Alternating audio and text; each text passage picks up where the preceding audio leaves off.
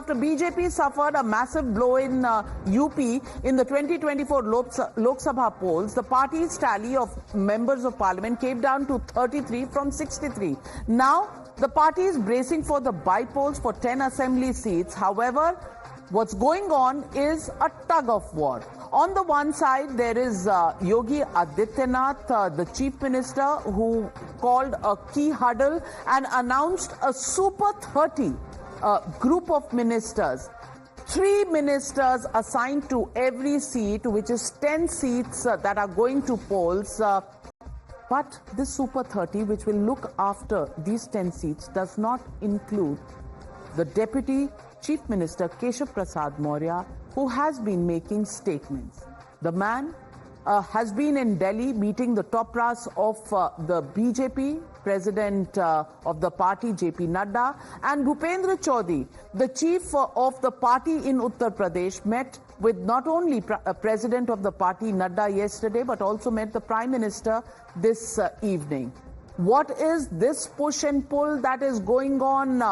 Are the murmurs of rift and infighting true? Why is there smoke if there's no fire? Are kind of questions that are right now up in the air as far as politics of Uttar Pradesh is concerned. So let's straight dive into the debate.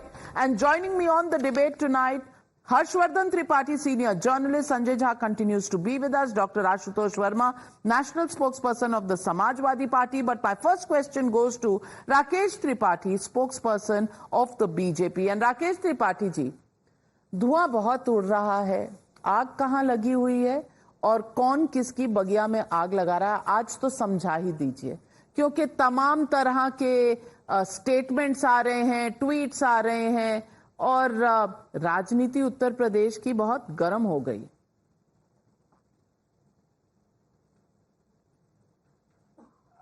देखिए, मौसम तो गर्म है, इसमें कोई दो राय नहीं है, लेकिन राजनीति उत्तर प्रदेश की गर्म नहीं है। उत्तर प्रदेश की राजनीति में सब कुछ ठीक है, अलग अलग ढंग से विश्लेषण किया जा रहा है।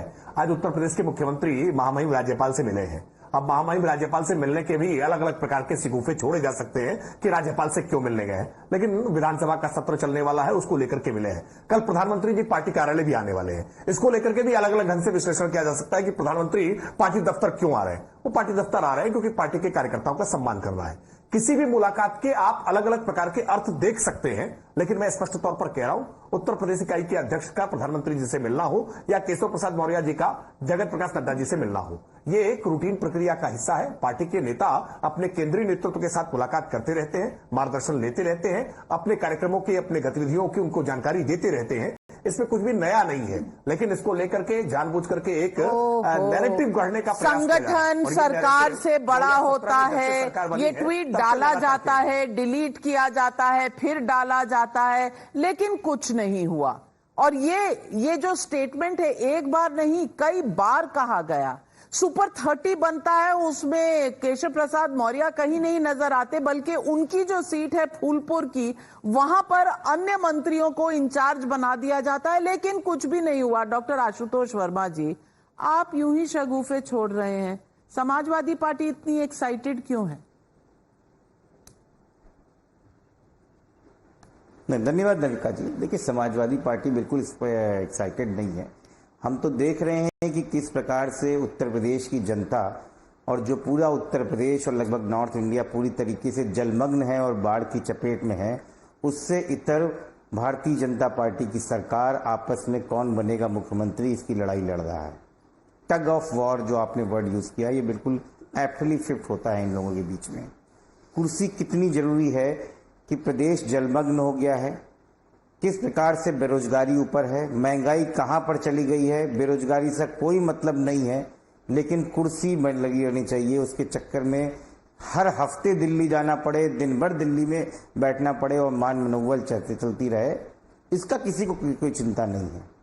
मुझे दुख लगता है कि अगर हम लोग आरोप लगाते हैं तो आप कहते हैं कि आप तो कुर्सी के चक्कर में हैं, लेकिन मोती सिंह जिन्होंने 40 साल भारतीय जनता पार्टी को दिया है, पूर्व मंत्री रहे हैं, उन्होंने अपनी सरकार में बोला कि अपने 40 साल के राजनीतिक जीवन में इतना भ्रष्टाचार मैंने तहसील लेवल पे आज तक नहीं देखा है।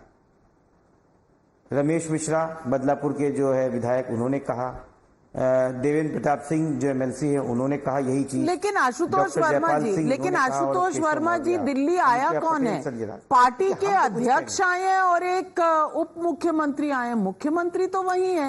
हर्षवर्धन त्रिपाठी जी, समाजवादी पार्टी को ऐसा क्यों लग रहा है कि पूरी की पूरी सरकार उत्तर प्रदेश की दिल्ली आ गई है और कह रहे हैं कि टग ऑफ वॉर कुर्सी के लिए है? आपको लगता है कहीं पर भी योगी आदित्यनाथ कुर्सी पर नहीं होंगे, इसकी कोई अटकलें भी चल रही हो? देखिए नवका जी, मुझे लगता है कि कभी भी जब इस तरह से किसी पार्टी में कोई पब्लिक स्टेटमेंट जारी होता है या किसी स्टेटमेंट पर पब्लिकली कोई रिएक्शन आता है, प्रतिक्रिया आती है, तो उस पर विपक्षी पार्टी इस तरह का माहौल बनाती है, उनका एक अधिकार है। लेकिन मुझे नहीं दिखता है कि उत्तर प्रदेश में किसी तरह का कोई सत्ता परिवर्तन होने जा रहा है, किसी तरह की कोई कुर्सी बदलने जा रही। हाँ, एक बात जरूर है कि योगी आदित्यनाथ जो पूरी तरह से इन कमांड है, अभी की जो उन्होंने मीटिंग की और जिस तरह से 10 विधानसभा सीटों के लिए उन्होंने प्रभारित किया, इसका सीधा सा मतलब हुआ कि वो उप मुख्यमंत्री के तौर पर न तो केशव प्रसाद मौर्य न ही ब्रजेश पाठक को कोई जिम्मेदारी देने को तैयार। यहां दोनों के बीच में अविश्वास बहुत साफ साफ दिख रहा है। उनकी कुर्सी पर कोई खतरा भले न हो, लेकिन अगर इस तरह से सरकार में मुख्यमंत्री और उप मुख्यमंत्री के बीच में अविश्वास है, अगर मुख्यमंत्री को नहीं लगता है कि हमको उप मुख्यमंत्री को भी कोई जिम्मेदारी देनी चाहिए, तो निश्चित तौर पर सरकार में उस तरह के उप मुख्यमंत्री रहने की जरूरत है क्या, इस पर सवाल खड़ा होना चाहिए। और मैं एक बात बार बार कह रहा हूं कि क्या भारतीय जनता पार्टी जो बैलेंस में उप मुख्यमंत्री हैं वही डिसबैलेंस कर रहे हैं क्या? इस फॉर्मूले पर भी उनको सोचना चाहिए। मुझे योगी जी की कुर्सी पर फिलहाल कोई खतरा नहीं।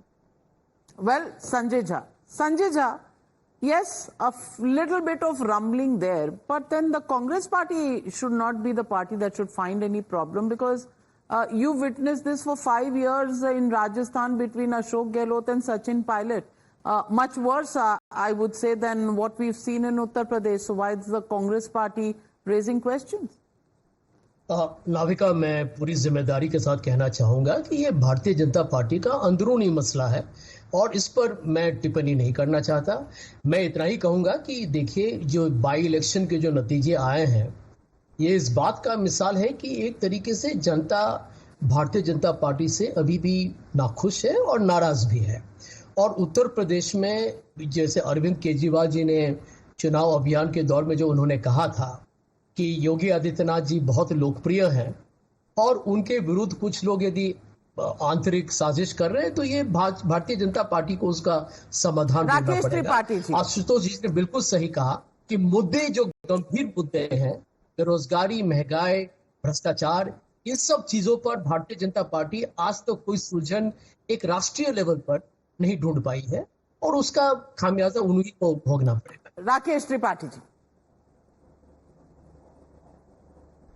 लेकिन अभी का 2 सवाल आपने उठाए कि संगठन बड़ा या सरकार, ये बात कह करके एक विवाद खड़ा हुआ है। लेकिन पंडित दीनदयाल उपाध्याय जी से लेकर के और केशव प्रसाद मौर्य जी तक भारतीय जनता पार्टी के असंख्य नेताओं ने इस संदर्भ में बार बार इस बयान को दोहराया है। ये कोई नया शोध नहीं है, ये कोई नया निष्कर्ष नहीं है। और भाजपा के किसी कार्यकर्ता से कि नया नहीं है फिर भी कहा गया, नया नहीं है फिर भी कहा गया, सुनाया किसको जा रहा था? सवाल इतना ही है।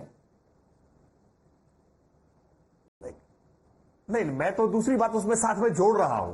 भाजपा के किसी कार्यकर्ता से पूछेंगे तो वो यही कहेगा कि संगठन बड़ा है। तो जब सबको पता है तो बता क्यों रहे हैं मौर्य जी? जब सबको पता है तो बता क्यों रहे हैं मौर्य जी? नहीं, इसलिए बता रहे हैं, नहीं इसलिए बता रहे हैं कि आशुतोष वर्मा जी और इनकी पार्टी के कार्यकर्ता से पूछेंगे ना कि संगठन बड़ा या सरकार। अपनी कार्यकारिणी में सबसे बड़ा अपनी कार्यकारिणी में वो समाजवादी पार्टी के नेताओं को कुछ बता रहे हैं, तो ये तो अपने आप में विचित्र संकेत देता है। चलिए राकेश त्रिपाठी जी, नजरें सबकी उत्तर प्रदेश पर हैं। हर्षवर्धन त्रिपाठी जी जो कह रहे हैं वो शायद सब जानते हैं कि योगी हैं, योगी थे और योगी रहेंगे, लेकिन कोऑर्डिनेशन में बीजेपी को मेहनत करनी है, ये शायद सारे देश को आज नजर आ रहा है। आज बस इतना ही। Thank you very much to all my panelist and thank you viewers for joining me on the news hour. I will see you tomorrow on the same show. Good night and be safe.